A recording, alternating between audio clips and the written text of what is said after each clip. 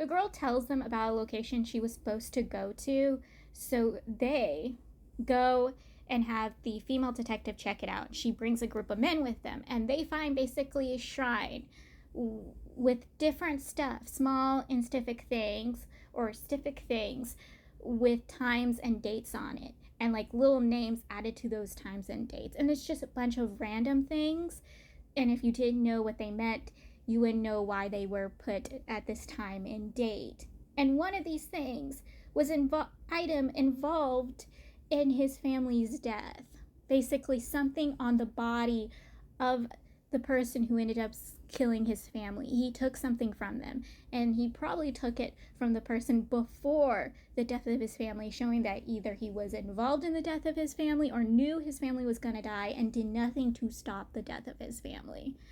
That is why I said it maybe has evidence to prove that he might have killed his family, or at least was involved in the death of his family. Thanks to the girl in this little shrine area, they basically arrest the dude, and this dude is so hidey mighty. Like, he is acting like he's gonna get away with this, that the main character and his team don't have no evidence against him, that he is basically a god compared to them. And the main character basically tricks him into confessing. Like, I was clapping my hands the way the main character convinced him to confess.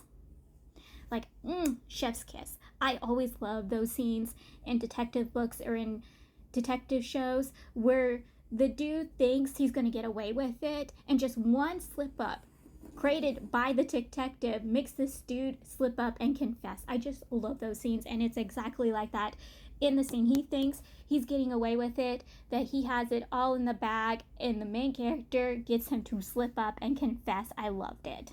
Once he realizes he had confessed, he basically tells the main character his sob story and basically tries victimizing himself to the main character. He tells his harsh, hard life with his family and how hard it was in the village, and once he got away from the village, he thought he would have everything done with it. That once his family had passed away, he thought his hands were done with the village, that he never have to return back to the village. Except one day, one of the kids from his village, the victim, shows up and asked him for money. And he tries acting like he's the victim, that the kid blackmailed him and enforced him to hand over money. And then the kid kept coming to him and harassing him, even showing up in front of his girlfriend and questioning her where he is. And he convinces himself that the kid was doing drugs because he caught the victim's roommate with drugs. So he assumes the kid was doing drugs. And he also gets a video camera of the roommate doing drugs. So again, he convinces himself of the victim doing drugs. And the victim doesn't know all of this is doings. Like, he doesn't realize this dude thinks the worst of him. And so once he thinks he has his evidence and proof that the victim is doing drugs and is tied to the drug business of the corrupt police force, because the kid wasn't actually part of any of that, he was going to get rid of the kid. And at first, he was going to use the evidence of the girl had sent to her friend as way to get rid of the kid, except it went back onto the girl and got the girl killed. And the victim was able to survive that moment. And he realized that if he couldn't have the corrupt police do it for him, that he would get rid of this kid. The day the kid was going to pay him back. And yes, he knew the kid was going to pay him back, but he was convinced that the kid was going to give him a little bit of money, like paying slowly back the debt he owed, that this kid was going to use this as a leverage to ask for more money. So he got rid of the kid. Like, it was horrible to read. It was super sad to read. Like, I was bawling. I was seriously bawling. The main character is great because, like, he shuts this dude's delusions down. He doesn't let the dude play victim in his own head. He shows the proof and evidence to the dude that the victim was the victim and not him. Like, claps for the main character. Since they caught the suspect, it is time to release the body to the family, and so the male lead comes with the woman to pick up her son's body, and who comes with them is the framed suspect, who apologized to her for getting into a fight with her son. He apologizes for it. He also gets a talking to by the male lead, who tells the male lead who the killer was and what he did and how he tried framing the frame suspect, which obviously upsets the dude because this dude has done a lot of things for the killer, and this is how the killer repaid him, and how his family accepted this dude even though the dude's background isn't high niche like theirs. They accepted him, and this is how he repays them and repays his sister. Like, he is very upset over this information. And obviously, who is the most upset is the victim's mother. Like, she has lost her child.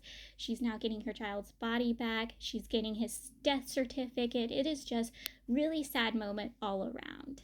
There's two scenes where the main character kind of is accusational and questioning the male lead. The first scene is to do with the male lead's mother's case. They're talking about it and how at that time the male lead was instigating his own father, like hired a group of people to instigate his father, and then later had basically written down a little bit of information sneakily wise to give to the main character and the crush, which neither one of them really did anything with it.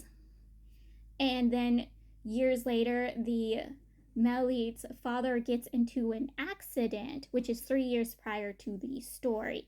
And basically, the main character is kind of accusing the male lead of doing something to his father as repayment to what was done to his mother, even though there's no evidence to prove that his mother's death wasn't a suicide, and that the male lead is convinced that his father's involved in it, and that he probably did something to his father because of it.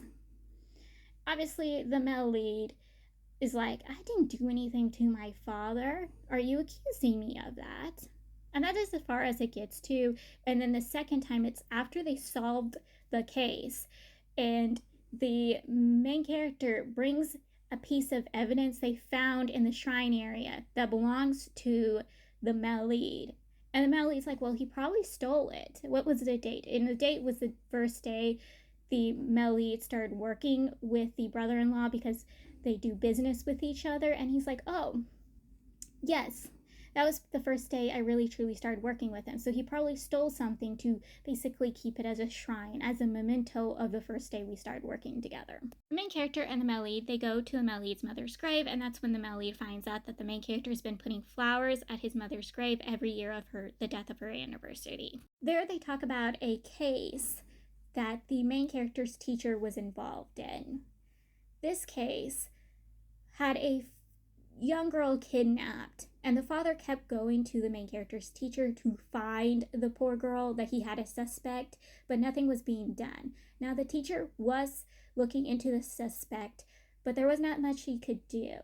Finally, the father had enough of it because no one was really doing anything and took it into his own hands. He ended up being correct that his daughter was found in the hands of the guy who he suspected and got rid of. And he tells the male lead that if someone has the same eyes that the male lead has, when it comes to something, you should trust those eyes, because the moment you start not trusting those eyes, that is when they will not trust you no more and will do things on their own. That is what he's telling the male lead. The book ends with the roommate being caught. Yeah, he is caught and captured, I think. I'm not actually really sure if he was, but I know it basically ends at the roommate basically getting talked to by someone, though I'm not sure really what it was.